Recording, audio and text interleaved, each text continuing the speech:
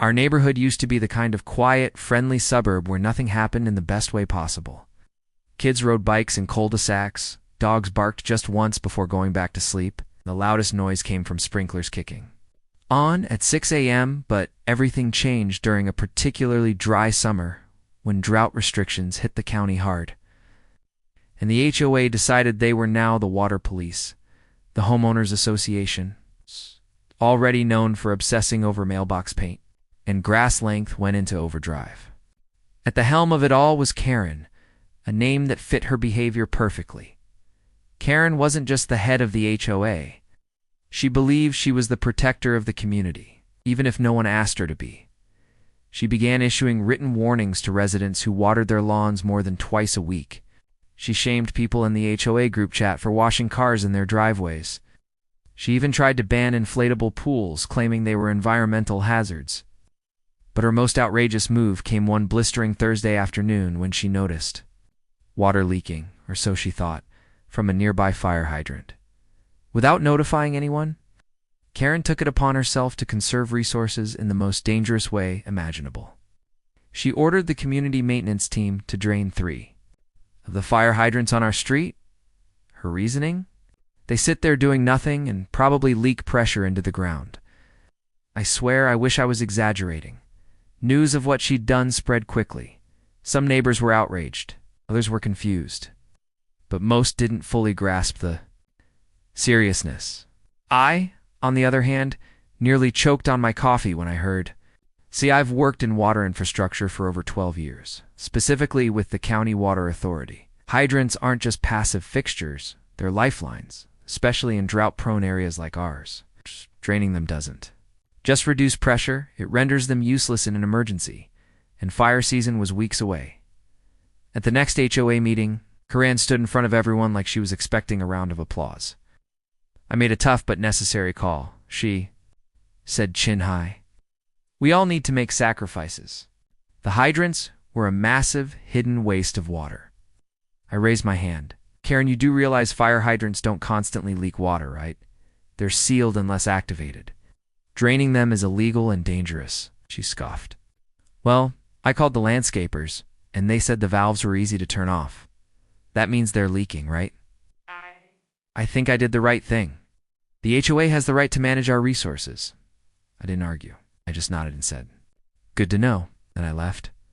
What Karen didn't realize, or didn't bother to check, was that every hydrant is mapped and monitored by the county.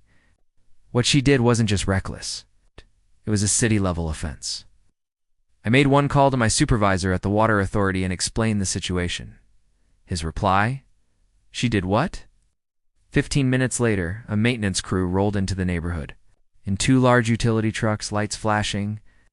I watched from my front porch as they opened the hydrant valves, ran pressure checks, and began flushing the lines.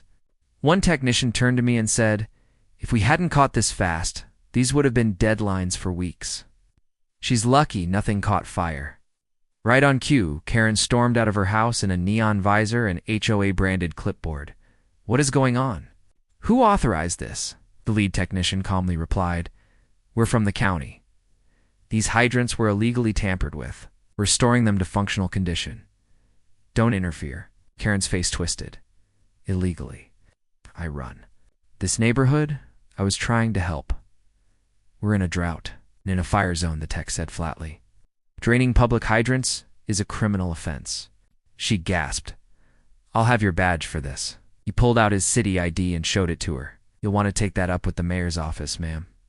By now, several neighbors had come outside, drawn by the flashing lights and the raised voices. One of them started recording on their phone.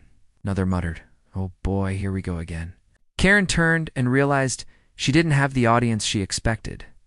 No one was backing her up. If anything, they looked relieved. The tech team completed the refill process in under 30 minutes, tested the pressure, and left as quickly as they came. Karen stood there speechless as one of them handed her a formal notice.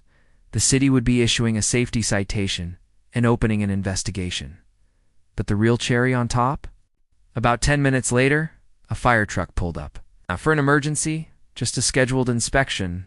The crew decided to move up after hearing about the hydrants. The firefighters checked the pressure and confirmed they were now safe and operational. Of them turned to me and asked, "You're the one who made the call?" I nodded. Double quotes. "Thank you," he said seriously. "This could have cost lives." Karen tried to jump in again, this time with a tone of concern. "I just thought they were leaking." The firefighter cut her off. "If you don't understand how, hydrants work. Don't touch them. That's not your job." By the weekend, the entire neighborhood was buzzing. Karen had been formally reprimanded by the city and received a letter stating that any further interference with public infrastructure would lead to prosecution. At the emergency HOA meeting called shortly after, the board, clearly trying to save face, voted to strip Karen of all decision-making authority. She was still technically a member, but now she had no vote, no voice, no clipboard. From then on, our neighborhood changed. People became friendlier, less tense. Neighbors who used to avoid meetings started showing up again. One even joked, "It took Karen trying to burn the place down to bring us together." As for Karen, she avoids me now. Won't make eye contact, no more patrols. No more 6 a.m. emails about trash bins. Just silence, and honestly, that's the way it should be. Because real authority doesn't come from a title or a clipboard. It comes from knowledge, from responsibility, and from doing what's right when no one's watching, especially when someone like Karen is.